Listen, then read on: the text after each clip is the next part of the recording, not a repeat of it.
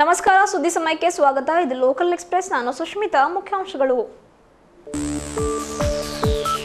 ಬೀದರ್ನ ಜಿಲ್ಲಾ ಬಿಜೆಪಿಯ ಕಚೇರಿಯಲ್ಲಿ ಎಂಎಲ್ಸಿ ಚುನಾವಣೆ ನಿಮಿತ್ತವಾಗಿ ನಡೆದ ಸಭೆ. ಈಶಾನ್ಯ ಪದವೀಧರ ಕ್ಷೇತ್ರ ಚುನಾವಣೆ ಬಿಜೆಪಿ ಗೆದ್ದರೆ ಸಮಸ್ಯೆಗಳಿಗೆ ಸ್ಪಂದನೆ. ಎನ್.ಬಿ. ರವಿಕುಮಾರ್ ಅವರ ಹೇಳಿಕೆ. Doctor G. ಪರಮೇಶ್ವರ್ ಅವರು ಅವರ ಕ್ಷೇತ್ರದ ಸರ್ವಾಂಗೀಣ ಅಭಿವೃದ್ಧಿಗೆ ಯೋಜನೆ ರೂಪಿಸಿ ಕಾರ್ಯರೂಪಕ್ಕೆ ತರುವುದಾಗಿ ಬಕ್ಕಪ್ಪ ಕೋಟೆ ಅವರ ಮನವಿ. ನಗರದ ರಾಘವೇಂದ್ರ ಕಾಲೋನಿಯಲ್ಲಿ ಕಳ್ಳರ ಆರ್ಭಟ. ದಿನದಿಂದ ದಿನಕ್ಕೆ ಕಳ್ಳತನ ಹೆಚ್ಚುತ್ತಿದ್ದರೂ ಗಮನ ಹರಿಸದ ಅಧಿಕಾರಿಗಳು, ನಿವಾಸಿಗಳ ಆರೋಪ. 1ನೇ ತರಗತಿಯಿಂದ 9ನೇ ತರಗತಿವರೆಗೆ ಉಚಿತ ಶಿಕ್ಷಣ ಪ್ರವೇಶ ಪಡೆಯಲು ಗುಡ್ವಿಲ್ ಪಬ್ಲಿಕ್ ಶಾಲೆಯಿಂದ ಅರ್ಜಿ ಆಹ್ವಾನ. 28/5/2018 ಕೊನೆಯ ದಿನಾಂಕ. ಬೀದರ್ನ ಸಾಮಾಜಿಕ ಕಾರ್ಯಕರ್ತರಿಂದ ಸಂಗಾರೆಡ್ಡಿ ಜೈಲಿನಲ್ಲಿ 1 ದಿವಸದ ವಾಸ್ತವ್ಯ. ವಾರ್ತೆಯ ವಿವರಗಳು. ಬೀದರ್ನ ಜಿಲ್ಲಾ ಬಿಜೆಪಿಯ ಕಚೇರಿಯಲ್ಲಿ ಎಂಎಲ್ಸಿ ಚುನಾವಣೆ ನಿಮಿತ್ತವಾಗಿ ನಡೆದ ಸಭೆಯಲ್ಲಿ ಪಕ್ಷದ ರಾಜ್ಯ ಪ್ರಧಾನ ಕಾರ್ಯದರ್ಶಿಗಳಾದ ಎನ್. ರವಿಕುಮಾರ್ ಅವರು ಸಭೆಯನ್ನು ಉದ್ದೇಶಿಸಿ ಮಾತನಾಡಿದರು. ಈಶಾನ್ಯ ಪದವೀಧರ ಕ್ಷೇತ್ರದಿಂದ ಸ್ಪರ್ಧಿಸಿರುವ ಬಿಜೆಪಿಯ ಅಭ್ಯರ್ಥಿ ಕೆ.ಬಿ. ಶ್ರೀನಿವಾಸ್ ಅವರನ್ನ ಗೆಲ್ಲಿಸಿದರೆ ಪದವೀಧರ ಹಾಗೂ ಶಿಕ್ಷಕ ವರ್ಗದವರ ಸಮಸ್ಯೆ ಸ್ಪಂದಿಸುವರು. ಈಶಾನ್ಯ ಪದವೀಧರ ಕ್ಷೇತ್ರದಲ್ಲಿ ಈ ಹಿಂದೆಯೂ ಕೂಡ ಬಿಜೆಪಿ ಅಭ್ಯರ್ಥಿಗಳೇ ಗೆದ್ದಿದ್ದರು. ಹೀಗಾಗಿ ಮತ್ತೊಮ್ಮೆ ಬಿಜೆಪಿಯ ಅಭ್ಯರ್ಥಿಯನ್ನ ಗೆಲ್ಲಿಸಬೇಕು ಎಂದು ಮನವಿ ಕೂಡ ಮಾಡಿದರು. ಸಂಸದ ಭಗವಂತ ಖೂಬಾ, ಅಭ್ಯರ್ಥಿ ಕೆ.ಬಿ. ಶ್ರೀನಿವಾಸ್, ಪಕ್ಷದ ಜಿಲ್ಲಾಧ್ಯಕ್ಷ ಡಾಕ್ಟರ್ ಶೈಲೇಂದ್ರ ಬೆಲ್ದಾಳೆ ಸೇರಿದಂತೆ ಮತ್ತಿತರರು ಉಪಸ್ಥಿತರಿದ್ದರು. ನಗರದ ಬಿಜೆಪಿ ಕಚೇರಿಯಲ್ಲಿ ಎಂಎಲ್ಸಿ ಚುನಾವಣೆ ಸಭೆಯನ್ನುದ್ದೇಶಿಸಿ ಪಕ್ಷದ ರಾಜ್ಯ ಪ್ರಧಾನ ಕಾರ್ಯದರ್ಶಿಗಳಾದ ಎನ್. ರವಿಕುಮಾರ್ ಅವರು ಮಾತನಾಡಿದರು. ಸಾಮಾನ್ಯವಾಗಿ ಪದವೀಧರರು, ಶಿಕ್ಷಣ ವರ್ಗದವರು ಬಿಜೆಪಿ ಅಭ್ಯರ್ಥಿಗಳಿಗೆ ಮತ ನೀಡುವುದು ಪ್ರತೀತಿ ಇದೆ. ಆದರೆ ಇದು ಇವಾಗ ಬದಲಾಗುತ್ತಿದೆ. ಆದರೆ ಇದನ್ನು ನೀವು ಬದಲಾಯಿಸಬಾರದು. ನರೇಂದ್ರ ಮೋದಿಯವರು ಪ್ರಧಾನಮಂತ್ರಿಯಾದಾಗಿನಿಂದ ದೇಶ ಹಾಗೂ ರಾಜ್ಯದಲ್ಲಿ ಬಿಜೆಪಿಯ ಪರ ವಾತಾವರಣವಿದೆ. ಹಾಗಾಗಿ ನಾವೆಲ್ಲರೂ ಬಿಜೆಪಿ ಅಭ್ಯರ್ಥಿಯನ್ನೇ ಗೆಲ್ಲಿಸಬೇಕು. ಆ ನಿಟ್ಟಿನಲ್ಲಿ ಎಲ್ಲರೂ ಪರಿಶ್ರಮಿಸಬೇಕು ಮತ್ತು ಅಭ್ಯರ್ಥಿ ಕೆ.ಪಿ. ಶ್ರೀನಿವಾಸ್ ಅವರನ್ನು ಗೆಲ್ಲಿಸಬೇಕು ಎಂದು ಹೇಳಿದರು. ಈಗಲೂ ಕೂಡ ರಾಜ್ಯಸಭಾ ಅದು 20 ಜನರ ಮನೆ. ಹಾಗಾಗಿ ಸಾಮಾನ್ಯವಾಗಿ ಗ್ರಾಜ್ಯುಯೇಟ್ಸ್ ಮತ್ತು ಟೀಚರ್ಸ್ ಬಿಜೆಪಿಗೆ ವೋಟ್ ಹಾಕುವಂತ ಒಂದು ಪ್ರತೀತಿ ಇದೆ. ಇವಾಗ ಸ್ವಲ್ಪ ಚೇಂಜ್ ಆಗಿದೆ. ಆದ್ರೆ ಇದನ್ನ ನಾವು ಬದಲಾಯಿಸಬಾರ್ದು. ಈ ಸೀಟನ್ನು ನಾವು ಗೆಲ್ಲಬೇಕು. ಹಾಗಾಗಿ ನನ್ನ ವಿನಂತಿ ಏನಪ್ಪಾ ಅಂತ ಹೇಳಿದ್ರೆ, ಇತ್ತೀಚೆಗಂತೂ ನಮ್ಮ ಪ್ರಧಾನಮಂತ್ರಿಗಳು ನರೇಂದ್ರ ಮೋದಿ ಅವರು ಆದ್ಮೇಲೆ ಮತ್ತು ಕರ್ನಾಟಕ ರಾಜ್ಯದಲ್ಲಿ ಈಗ ಒಂದು ಏನು ಬಿಜೆಪಿಯ ವಾತಾವರಣ ಇದೆ ರಾಜ್ಯದಲ್ಲಿ, ದೇಶದಲ್ಲಿ, ಇವಾಗ ನಾವು ಗೆಲ್ಲಲೇಬೇಕು. ಸಹಜವಾಗಿ ಗೆಲ್ಲಲೇಬೇಕು. ಗೆಲ್ಲದೆ ಇರ್ತಕ್ಕಂಥ ವಾತಾವರಣ ಏನು ಕರ್ನಾಟಕ ರಾಜ್ಯದಲ್ಲಿ ಇಲ್ಲ. ಅದರೊಳಗೂ ವಿಧಾನ ಪರಿಷತ್ತಿಗಂತೂ ಇಲ್ಲ. ಗೆಲ್ಲಬಹುದಾದಂತ ವಾತಾವರಣ ಇದೆ. ಹಾಗಾಗಿ ನಾವು ಗೆಲ್ಲಬಹುದಾದಂತ ವಾತಾವರಣ ಇದೆ. ನಾವು ಸ್ವಲ್ಪ ಶ್ರಮ ಪಟ್ಟರೆ ನಾವು ಗೆದ್ದೇ ಬಿಡ್ತೀವಿ. ಹಾಗಾಗಿ ಗೆಲ್ಲೋದಕ್ಕೆ ಪರಿಶ್ರಮ ಕಡಿಮೆ ಆಗಬಾರ್ದು. ಅದಕ್ಕೆ ಮೊನ್ನೆಯ ತಾಜಾ ಉದಾಹರಣೆ ಅಂತ ಹೇಳಿದ್ರೆ, ಯಡಿಯೂರಪ್ಪನವರು ಮೊನ್ನೆ ಏನು ವಿಶ್ವಾಸ ಮತಕ್ಕೆ ಹಾಕಬೇಕಾಗಿತ್ತು, ಆ ಸಂದರ್ಭದಲ್ಲಿ ಭಾಷಣ ಮಾಡಿರುವಂಥದ್ದು ನಮ್ಮೆಲ್ಲರಿಗೂ ಕೂಡ ಅವರಿಗೆ ದುಃಖದಲ್ಲಿ ಇದ್ದಾರೆ.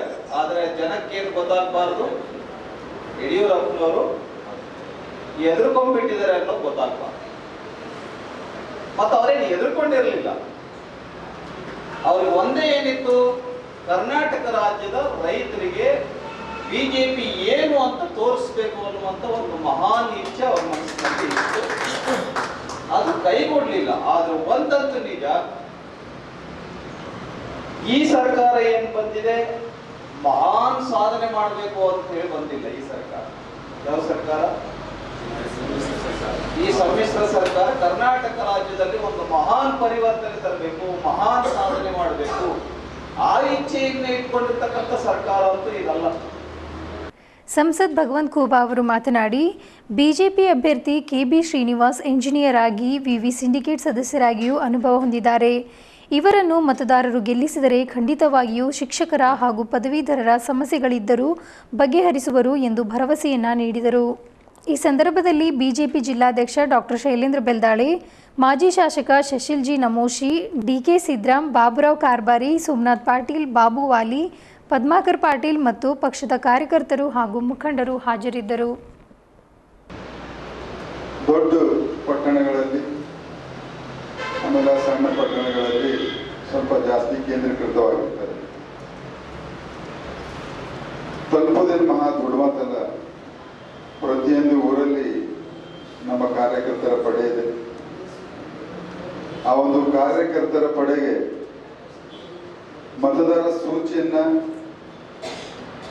ಮತ್ತು ಕರಪತ್ರವನ್ನು ತಲುಪಿಸಿದ್ರೆ ಸಾಮಾನ್ಯವಾಗಿ ನಮ್ಮ ಮತದಾರರು, ಪದವೀಧರ ಮತದಾರರು ಸಹಜವಾಗಿ ಭಾರತೀಯ ಜನತಾ ಪಕ್ಷದ ಕಡೆ ಒಲವಿದೆ.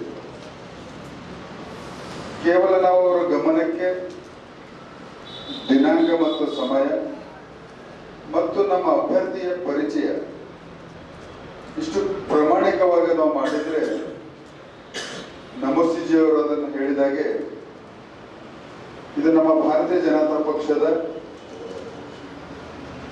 ಸೀಟು ಸ್ಥಾನ ನಾವು ಗಳಿಕೆ ಮಾಡುವುದರಲ್ಲಿ ಯಾವುದೇ ತೊಂದರೆನೂ ಆಗಲ್ಲ, ಕಷ್ಟನೂ ಆಗ್ಲಿಕ್ಕಿಲ್ಲ ಅಂತ ನನಗೆ ಆತ್ಮವಿಶ್ವಾಸ ಇದೆ. ಮಾಜಿ ವೈನ್ ಬೋರ್ಡ್ನ ಅಧ್ಯಕ್ಷರಾದ ಬಕ್ಕಪ್ಪ ಕೋಟೆಯವರು ಸುದ್ದಿ ಸಮಯದೊಂದಿಗೆ ಮಾತನಾಡಿ ಡಾಕ್ಟರ್ ಜಿ ಪರಮೇಶ್ವರ್ ಅವರು ಉಪಮುಖ್ಯಮಂತ್ರಿಯಾಗಿ ಪ್ರಮಾಣ ವಚನ ಸ್ವೀಕರಿಸಿದ್ದಕ್ಕೆ ಶುಭವನ್ನ ಕೋರಿದರು. ಸಮ್ಮಿಶ್ರ ಸರ್ಕಾರ ರಚನೆಗೆ ಸಹಕರಿಸಿದ ಸೋನಿಯಾ ಗಾಂಧಿ ಹಾಗೂ ರಾಹುಲ್ ಗಾಂಧಿ ಅವರಿಗೆ ಅಭಿನಂದನೆ ಕೂಡ ಸಲ್ಲಿಸಿದರು. ಈ ಸಮ್ಮಿಶ್ರ ಸರ್ಕಾರ ಆಡಳಿತದಿಂದ ದೀನದಲಿತರಲ್ಲದೆ ಬೇರೆ ಜನಾಂಗದವರು ಕೂಡ ಅಭಿವೃದ್ಧಿಯಾಗುತ್ತದೆ. ಅದೇ ರೀತಿ ಅವರ ಕ್ಷೇತ್ರವು ಬಹಳ ಹಿಂದುಳಿದ ಪ್ರದೇಶವಾಗಿದ್ದು ಅದರ ಅಭಿವೃದ್ಧಿಗಾಗಿ ಡಾಕ್ಟರ್ ಜಿ ಪರಮೇಶ್ವರ್ ಅವರು ಹೊಸ ಯೋಜನೆಗಳನ್ನು ರೂಪಿಸಿ ಕಾರ್ಯರೂಪಕ್ಕೆ ತರುವುದಾಗಿ ಮನವಿ ಕೂಡ ಮಾಡಿದರು. ಹಾಗೂ ಎಚ್.ಡಿ. ಕುಮಾರಸ್ವಾಮಿ ಅವರು ಮುಖ್ಯಮಂತ್ರಿಯಾಗಿ ಪ್ರಮಾಣ ವಚನವನ್ನು ಸ್ವೀಕರಿಸಿದ್ದಕ್ಕೆ ಅವರಿಗೂ ಕೂಡ ಶುಭವನ್ನು ಕೋರಿದರು. ಡಾಕ್ಟರ್ ಜಿ ಪರಮೇಶ್ವರ್ ಅವರು ರಾಜ್ಯದ ಉಪಮುಖ್ಯಮಂತ್ರಿಯಾಗಿ ಪ್ರಮಾಣ ವಚನ ಸ್ವೀಕರಿಸಿದ ಹಿನ್ನೆಲೆಯಲ್ಲಿ ಬಕ್ಕಪ್ಪ ಕೋಟೆಯವರು ಸುದ್ದಿ ಸಮಯದೊಂದಿಗೆ ಮಾತನಾಡಿದರು. ದೀನದಲಿತರ ಅಭಿವೃದ್ಧಿಗಾಗಿ ಸಮ್ಮಿಶ್ರ ಸರ್ಕಾರ ಆಡಳಿತಕ್ಕೆ ಬಂದಿದ್ದು ಖುಷಿ ಕೊಡುವ ವಿಷಯವಾಗಿದೆ. ಔರಾದ್ ಕ್ಷೇತ್ರವು ಬಹಳ ಹಿಂದುಳಿದ ಕ್ಷೇತ್ರವಾಗಿದ್ದು ಅಲ್ಲಿನ ಸರ್ವಾಂಗೀಣ ಅಭಿವೃದ್ಧಿಗೆ ಡಾಕ್ಟರ್ ಜಿ ಪರಮೇಶ್ವರ್ ಅವರು ಯೋಜನೆಗಳನ್ನು ರೂಪಿಸಿ ಕಾರ್ಯರೂಪಕ್ಕೆ ತರುವುದಾಗಿ ಹಾಗೂ ಎಚ್.ಡಿ. ಕುಮಾರಸ್ವಾಮಿ ಅವರು ಮುಖ್ಯಮಂತ್ರಿಯಾಗಿ ಡಾಕ್ಟರ್ ಜಿ ಪರಮೇಶ್ವರ್ ಅವರು ಉಪಮುಖ್ಯಮಂತ್ರಿಯಾಗಿ ಪ್ರಮಾಣ ವಚನ ಸ್ವೀಕರಿಸಿದ್ದಕ್ಕೆ ಅಭಿನಂದನೆಯನ್ನು ಸಲ್ಲಿಸಿದರು. ಈಗಾಗಲೇ ಸೋನಿಯಾ ಗಾಂಧಿ ಮತ್ತು ರಾಹುಲ್ ಗಾಂಧಿ ಅವರ ಆಶೀರ್ವಾದದಿಂದ ನಮ್ಮ ಕರ್ನಾಟಕದಲ್ಲಿ ಸಮ್ಮಿಶ್ರ ಸರ್ಕಾರ ಆಗಿದೆ. ಯಾಕಂದರೆ ದೀನ ದಲಿತರಿಗೋಸ್ಕರ ಮತ್ತು ಇನ್ನುಳಿದ ಎಲ್ಲ ಸಮಾಜಕ್ಕೆ ಒಳ್ಳೆಯದಾಗೋಗೋಸ್ಕರ ಇವತ್ತಿನ ಸರ್ಕಾರ ನಿರ್ಮಾಣವಾಗಿದೆ. ಭಾಳ ಸಂತೋಷ.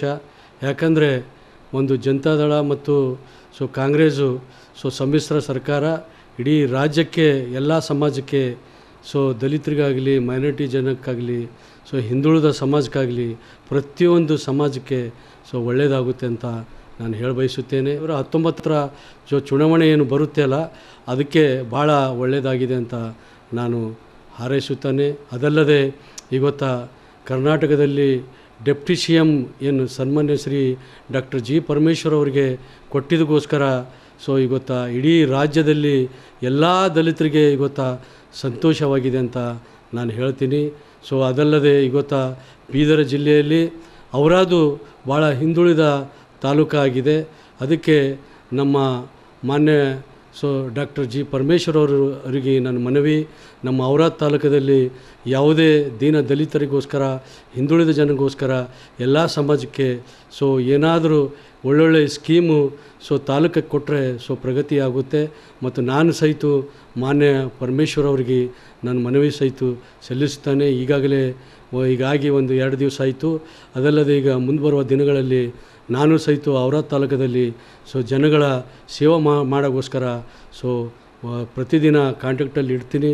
ಮತ್ತು ಈಗ ಮುಂದೆ ಬರುವ ಎಲ್ಲ ಒಳ್ಳೆಯದಾಗ್ತದಂತ ನಾನು ಹೇಳಿ ಬಯಸುತ್ತೇನೆ. ಮೊಟ್ಟ ಮೊದಲು ನಮ್ಮ ಜಿ ಪರಮೇಶ್ವರ್ ಅವರಿಗೆ ಡೆಪ್ಟಿ ಸಿ ಎಮ್ ಮಾಡಿದಗೋಸ್ಕರ ನಮಗೆ ಭಾಳ ಖುಷಿ, ಭಾಳ ಸಂತೋಷವಾಗಿದೆ ಅಂತ ನಾನು ಹೇಳುತ್ತಾ ನಾನು ಇವತ್ತು ಹಾರೈಸುತ್ತೇನೆ. ಅದಲ್ಲದೆ ಕುಮಾರಸ್ವಾಮಿ ಅವರು ಸಿ ಎಮ್ ಆಗಿದ್ದಗೋಸ್ಕರ ಅದು ಸಹಿತ ಸಂತೋಷವಾಗಿದೆ ಅಂತ ಹೇಳಿ ಬಯಸುತ್ತೇನೆ. ರಾತ್ರಿ ವೇಳೆ ಕಳ್ಳರ ಆರ್ಭಟ ಸರ್ವೇ ಸಾಮಾನ್ಯವಾಗಿರುತ್ತದೆ. ಆದರೆ ಬೀದರ್ ನಗರದಲ್ಲಿ ಹಾಡಹಗಲೇ ಕಳ್ಳರ ಕಳ್ಳತನ ಕಾಟ ದಿನದಿಂದ ದಿನಕ್ಕೆ ಹೆಚ್ಚಾಗುತ್ತಲೇ ಇದೆ. ನಗರದ ರಾಘವೇಂದ್ರ ಕಾಲೋನಿ ಸೇರಿದಂತೆ ಹಲವು ಬಡಾವಣೆಗಳಲ್ಲಿ ದಿನ ಬೆಳಗಾದಂತೆ ಕಳ್ಳರ ಓಡಾಟ ಹಾಗೂ ಸಲೀಸಾಗಿ ಮನೆಗೆ ನುಗ್ಗಿ ಮನೆಯಲ್ಲಿರುವ ವಾಹನಗಳನ್ನು, ಸೈಕಲ್ಗಳನ್ನು ಕದಿಯುತ್ತಿದ್ದಾರೆ. ಈ ಕುರಿತಾಗಿ ಬಡಾವಣೆಯ ಜನರು ಸುದ್ದಿ ಸಮಯದೊಂದಿಗೆ ಮಾತನಾಡಿ ಸಂಬಂಧಿಸಿದ ಅಧಿಕಾರಿಗಳು ಈ ಕುರಿತಾಗಿ ಕ್ರಮ ಕೈಗೊಳ್ಳುವುದಾಗಿ ಮನವಿಯನ್ನ ಮಾಡಿದರು. ರಾಘವೇಂದ್ರ ಕಾಲೋನಿಯ ನಿವಾಸಿಗಳು ಬಡಾವಣೆಯಲ್ಲಿ ಆಗುತ್ತಿರುವ ಕಳ್ಳತನ ಉದ್ದೇಶಿಸಿ ಸುದ್ದಿ ಸಮಯದೊಂದಿಗೆ ಮಾತನಾಡಿ ಸಂಬಂಧಿಸಿದ ಅಧಿಕಾರಿಗಳು ಈ ಕುರಿತಾಗಿ ಸೂಕ್ತ ಕ್ರಮ ಕೈಗೊಳ್ಳಬೇಕಾಗಿ ಮನವಿಯನ್ನ ಮಾಡಿದರು. ದುರ್ಗಾಪ್ರಸಾದ್ ಅವರು ಮಾತನಾಡಿ, ಮನೆಯ ಅಂಗಳದಲ್ಲಿ ನಿಲ್ಲಿಸಿದ ಬೈಕ್ ಬೆಳಿಗ್ಗೆ 7 ಇರಲಿಲ್ಲ. ಕಪ್ಪು ಬಣ್ಣದ ಹೋಂಡಾ ಬೈಕ್ ಆಗಿದ್ದು ನಂಬರ್ KA 38B0368 ಆಗಿದೆ ಎಂದು ಹೇಳಿದರು. ಮೊಬೈಲ್ ಕೂಡ ಕಳುವಾಗುತ್ತಿತ್ತು, ಆದರೆ ಅದೃಷ್ಟದಿಂದ ಕಳ್ಳತನವಾಗಲಿಲ್ಲ ಎಂದು ಹೇಳಿದರು. ನಿವಾಸಿಯಾದ ಸಂತೋಷ್ ಅವರು ಮಾತನಾಡಿ, ರಾಘವೇಂದ್ರ ಕಾಲೋನಿಯಲ್ಲಿ ಕಳ್ಳತನ ಹೆಚ್ಚಾಗುತ್ತಲೇ ಇದೆ. ಹಾಡಹಗಲೇ ಕಳ್ಳತನವಾಗುತ್ತಿದ್ದರೂ ಯಾರೂ ಕೂಡ ಗಮನ ಹರಿಸುತ್ತಿಲ್ಲ. ಸಂಬಂಧಪಟ್ಟ ಅಧಿಕಾರಿಗಳು ಈ ಕುರಿತಾಗಿ ಕ್ರಮ ಕೈಗೊಳ್ಳಬೇಕಾಗಿ ಹೇಳಿದರು. ಅಮಿತ್ ಪಾಟೀಲ್ ಅವರು ಮಾತನಾಡಿ, ರಾಘವೇಂದ್ರ ಕಾಲೋನಿಯಲ್ಲಿ ಬೆಳಗಿನ ಜಾವ ಕಳ್ಳತನವಾಗುತ್ತಿದ್ದರೂ ಕಳ್ಳತನದ ಫೋಟೋಗ್ರಾಫ್ಗಳನ್ನು ನೋಡಿಯೂ ಅಧಿಕಾರಿಗಳು ಗಮನ ಹರಿಸುತ್ತಿಲ್ಲ. ಇಷ್ಟು ಕಳ್ಳತನವಾಗುತ್ತಿದ್ದರೂ ಅವರಿಗೆ ತಡೆಯೋರೇ ಇಲ್ಲದಂತಾಗಿದೆ. ಹಾಗಾಗಿ ಈ ಕುರಿತಾಗಿ ತನಿಖೆ ನಡೆಸಿ ಕ್ರಮ ಕೈಗೊಳ್ಳುವುದಾಗಿ ಹೇಳಿದರು.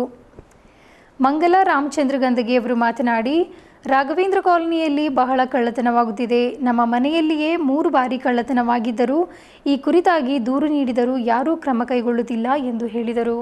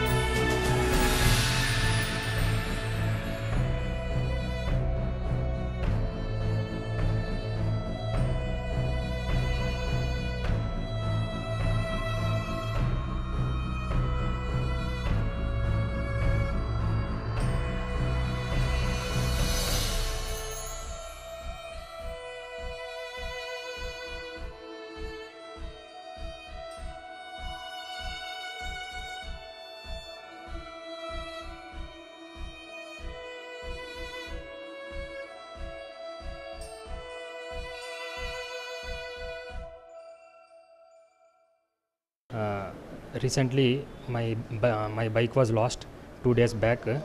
I parked outside my house. At around 10 o'clock, my owner was there, but morning I saw there is no bike. My bike number is KA 38B0368, black color bike, Honda CB Unicorn. And before I am residing in Magar Hospital Road near Saris, beside Saris house. Recently, while walking that road only, 2 guys came from bike and pushed to take my mobile, but luckily it fell down, so I got my mobile. Raghavendra ಕಾಲೋನಿದಲ್ಲಿ ಸ್ವಲ್ಪ ಜಾಸ್ತಿ ಕಳ್ಳತನ ಆಗ್ತಾಯಿದೆ. Day ಲೈಟ್ನಲ್ಲಿ ಕಳ್ಳತನ ಆದರೂ ಯಾರೂ ಕೂಡ ನೋಡ್ತಾ ಇಲ್ಲ. ಸ್ವಲ್ಪ ಸಂಬಂಧಪಟ್ಟವರು ಅದರ ಬಗ್ಗೆ ಗಮನ ಹರಿಸಬೇಕಾಗಿ ವಿನಂತಿ ಮಾಡ್ತಾ ಇದ್ದೇವೆ. ಡೇ ನೈಟ್ ರಾಘವೇಂದ್ರ ಕಾಲೋನಿಯಲ್ಲಿ ಡೇ ಟೈಮ್ನಲ್ಲಿ ಕಳ್ಳತನ ಆಗ್ತಾ ಇದೆ. ನಮಗೆ ಸಂಬಂಧಪಟ್ಟಿದ್ದ ಯಾರು ಪೊಲೀಸ್ ಅಧಿಕಾರಿಗಳು ಫೋಟೇಜ್ ನೋಡಿ ಕೂಡ ಏನೂ ತಗೋತಾ ಇಲ್ಲ. ಅದಕ್ಕೆ ಅಧಿಕಾರಿಗಳು ಏನು ಮಾಡ್ತಾ ಇದ್ದಾರೆ ಏನಿಲ್ಲ ಗೊತ್ತಾಗ್ತಾ ಇಲ್ಲ. ಡೇ ಟೈಮಲ್ಲಿ ಕಳ್ಳತನ ಆದರೂ ಯಾರೂ ಇಲ್ಲಿ ಬಂದು ನೋಡೋರಿಲ್ಲ, ಕೇಳೋರಿಲ್ಲ. ಇದಕ್ಕೆ ಏನು ಮಾಡಬೇಕು ಅಂಥೇಳಿ ಗೊತ್ತಾಗ್ತಾ ಇಲ್ಲ ನಮಗೆಲ್ಲ ಏರಿಯಾದವರಿಗೆ. ಇದು ಕ್ರಮ ಕೈಗೊಳ್ಳಬೇಕು. ನೀವೇ ಏನಾದರೂ ಕ್ರಮ ಕೈಗೊಳ್ಳಿ. ಇದಕ್ಕೆ ಏನು ಕ್ರಮ ಕೈಗೊಳ್ಳಬೇಕಂತ ಗೊತ್ತಾಗ್ತಾ ಇಲ್ಲ ನಮಗೆ. डे टाइम में सब चोरी हो रहा, सब कुछ हो रहा. कोई पुलिस राउंड मारता मगर देख रहा. TV9 में फुटेज भी देख रहा है, CCTV फुटेज देखे तो भी कुछ भी नहीं कर रहे. इसके लिए क्या करना, किसके पास जाना, कौन जिम्मेदारी लेना, हमको समझ में नहीं आ रहा साहब. ಅಲ್ಲ, ಇದು ನಮ್ಮ ರಾಘವೇಂದ್ರ ಕಾಲೋನಿದಾಗ ಈಗ 3 ವರ್ಷ ಹಿಡ್ಕೊಂಡು ಎಲ್ಲ ಮೊದಲಿನ ಹಿಡ್ಕೊಂಡು ಕಳ್ಳತನ ಆಗ್ತಾನೆ ಇದೆ. ಆದ್ರೂ ಇವಾಗ ಹಡೆ ಹಗಲು ಆಗ್ತಾಯಿದೆ. ಆಕಾಶ್ ಪಾಟೀಲ್ ಅವರಲ್ಲೇ ಆಯಿತು.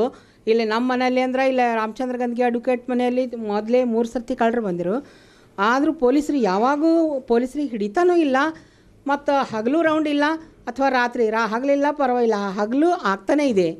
ಯಾವಾಗ ಬರ್ತಾರ ಗೊತ್ತಿಲ್ಲ. ಬರೀ ಹೆಣ್ಮಕ್ಳು ಇರ್ತಾರೆ ಕಾಲನಿಯಲ್ಲಿ. ಗಂಡಸರೆಲ್ಲ ಆಫೀಸ್ಗೆ ಹೋದಾಗ ಯಾವ ಹುಡುಗರು ಏನೋ ಮಾರಕ್ಕೆ ಬರ್ತೀವಿ ಅಂತಾರೆ, ಅವ್ರು ಇದು ಮಾಡ್ತಾರೆ. ನಮ್ಮ ಮನೆಯಲ್ಲೇ ಇಲ್ಲಿ ಉಡುಪಿ ಹೋಟ್ಲವ್ರು ಇದ್ದರು, ಅಲ್ಲಿ ಅವ್ರ ಮನೆಯಲ್ಲಿ ಇಟ್ಟಿದ್ದು ಫೋನ್ ಹೊಳಿತು. ಆದರೆ ಈ ಕಾಲನಿಯಲ್ಲಿ ಏನು ಮಾಡ್ತಾರೆ, ಪೊಲೀಸರಿಗೆ ಯಾಕೆ ಇದು ಮಾಡ್ತಾ ಇಲ್ಲ, ಇದು ನಮಗೆ ಅರ್ಥ ಆಗ್ತಾಯಿಲ್ಲ. ಇದ್ರ ಸಲುವಾಗಿಂದು ನಮ್ಗೆ ಈ ಎಲ್ಲನೂ ಸ್ವಲ್ಪರ ನಮ್ಮ ಇದ್ರ ಕೌನ್ಸಿಲರ್ ಆಗಿ ಮತ್ತು ಈ ಏರಿಯಾದು ನಮ್ಮದು ಇವರಾಗಿ ಎಲ್ಲರೂ ಆಗಿ ನೋಡಬೇಕು. ಅದಕ್ಕೆ ನಮ್ಮ ಕಾಲನಿಯಲ್ಲಿ ಸ್ವಲ್ಪ ಪ್ರೊಟೆಕ್ಷನ್ ಬೇಕು. ಎಲ್ಲಿ ಇದು ಸಿಗ್ತಾ ಇಲ್ಲ ಅಂತ ನಾನು ಮನವಿ ಮಾಡ್ಕೊಳ್ತಾ ಇದ್ದೀನಿ. ಭಾರತೀಯ ಶಿಕ್ಷಣ ಮತ್ತು ಗ್ರಾಮೀಣ ಅಭಿವೃದ್ಧಿಯ ಸಂಸ್ಥೆಯ ಅಡಿಯಲ್ಲಿ ನಡೆಯುತ್ತಿರುವ ಗುಡ್ವಿಲ್ ಪಬ್ಲಿಕ್ ಶಾಲೆಯು 2003ರಲ್ಲಿ ಪ್ರಾರಂಭವಾಗಿದ್ದು ಪ್ರತಿ ವರ್ಷವೂ ಪ್ರಗತಿಯನ್ನ ತೋರಿಸಿ ಉತ್ತಮ ಫಲಿತಾಂಶವನ್ನ ನೀಡುತ್ತಿದೆ. ಹಾಗೆಯೇ 1ನೇ ತರಗತಿಯಿಂದ 9ನೇ ತರಗತಿವರೆಗೂ ಉಚಿತ ಶಿಕ್ಷಣವನ್ನ ಪಡೆಯಲು ಅರ್ಜಿಯನ್ನ ಆಹ್ವಾನಿಸಿದ್ದು ಅರ್ಜಿ ನೋಂದಣಿಯನ್ನ ಮಾಡಲು ಕೊನೆಯ ದಿನಾಂಕ 28/5/2018 ಆಗಿದ್ದು ಪ್ರವೇಶಕ್ಕಾಗಿ ಅರ್ಜಿಯನ್ನ ಸಲ್ಲಿಸಬಹುದು ಎಂದು ಶಾಲೆಯ ಪ್ರಮುಖರು ಹೇಳಿದ್ದಾರೆ. ಶಾಲೆಯಲ್ಲಿ ಪಠ್ಯೇತರ ಜೊತೆಗೆ ಸಾಂಸ್ಕೃತಿಕ ದೈಹಿಕ ಚಟುವಟಿಕೆಗಳನ್ನು ಕಲಿಸಲಾಗುತ್ತಿದ್ದು ಮಕ್ಕಳ ಸರ್ವತೋಮುಖ ಬೆಳವಣಿಗೆಗೆ ಒತ್ತು ನೀಡುವುದಾಗಿ ಮನವಿಯನ್ನ ಮಾಡಿದರು. ಕೆಎಚ್ಬಿ ಕಾಲನಿ ಮಡಿವಾಳ ವೃತ್ತದ ಭಾರತೀಯ ಶಿಕ್ಷಣ ಮತ್ತು ಗ್ರಾಮೀಣ ಅಭಿವೃದ್ಧಿ ಸಂಸ್ಥೆಯ ಅಡಿಯಲ್ಲಿ ನಡೆಯುತ್ತಿರುವ ಗುಡ್ವಿಲ್ ಪಬ್ಲಿಕ್ ಶಾಲೆಯು 1ನೇ ತರಗತಿಯಿಂದ 9ನೇ ತರಗತಿಯವರೆಗೂ ಉಚಿತ ಶಿಕ್ಷಣಕ್ಕಾಗಿ ಅರ್ಜಿಯನ್ನು ಬಿಡುಗಡೆ ಮಾಡಿದ್ದು ದಿನಾಂಕ 18 ಮೇ 2018ರಿಂದ 28 ಮೇ 2018ರವರೆಗೆ ಇಚ್ಛೆಯುಳ್ಳವರು ಸರ್ವಾಂಗೀಣ ಶಿಕ್ಷಣ ಪಡೆಯುವವರು ಪ್ರವೇಶಕ್ಕಾಗಿ ಅರ್ಜಿಯನ್ನು ನೋಂದಾಯಿಸಬಹುದಾಗಿದೆ ಎಂದು ಹಾಗೂ ಶಾಲೆಯಲ್ಲಿ ಬರೀ ಪಠ್ಯೇತರ ಅಲ್ಲದೆ ಸರ್ವಾಂಗೀಣ ಬೆಳವಣಿಗೆಗಾಗಿ ಸಾಂಸ್ಕೃತಿಕ ಮತ್ತು ದೈಹಿಕ ಚಟುವಟಿಕೆಗಳನ್ನು ಕೂಡ ಅಳವಡಿಸಲಾಗಿದೆ ಎಂದು ಸುದ್ದಿ ಸಮಯದ ಮೂಲಕ ಶಾಲೆಯ ಪ್ರಮುಖರು ತಿಳಿಸಿದರು.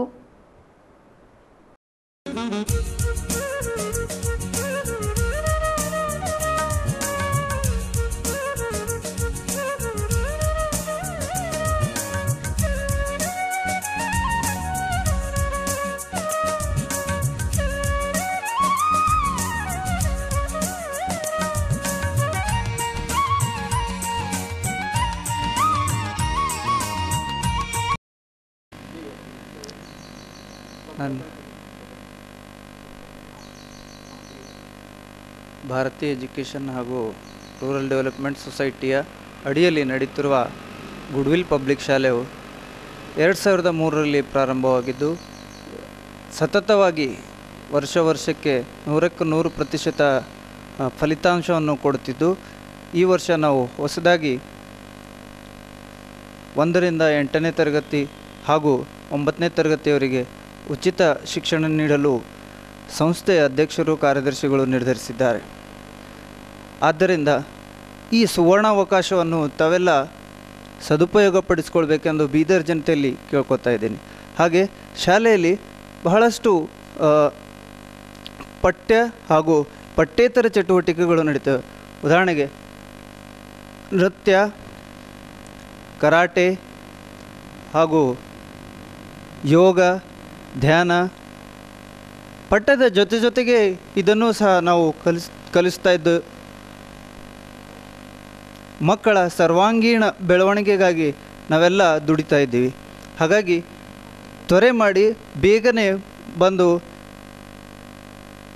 ಈ ಒಂದು ಅರ್ಜಿಯು 18 ತಾರೀಕಿನಿಂದ ಕೊಡ್ತಾ ಇದ್ದು 28ರವರೆಗೆ ಕೊನೆ ದಿನಾಂಕವಾಗಿದೆ.